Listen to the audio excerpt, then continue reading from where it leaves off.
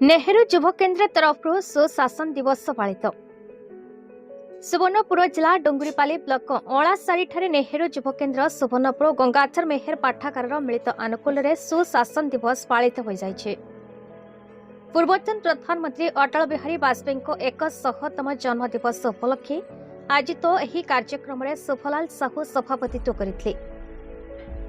अवश्य प्राप्त शिक्षक जयकृष्ण प्रधान मुख्य अतिथि भाव जोगदे सुशासन दिवस पालन तात्पर्य विषय आलोचना करने सह समस्त युव समाज दायित्व और कर्तव्य विषय आलोकपात करते।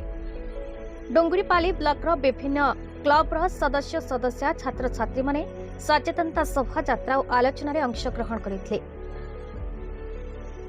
पाठागार सदस्य ज्ञानते भुक्ता अनिरोध गट्या हिमांशु अदापर सूर्यभानु बणिया प्रमोद चाल दिनेश प्रधान विनय विभार भागीरथी गट्या सहयोग करते।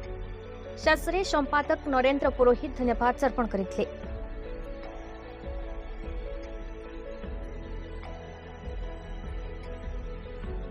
सुवर्णपुर जिलार श्यामसुंदर पंडा टिकलाल त्रिपाठी रिपोर्ट भारत न्यूज।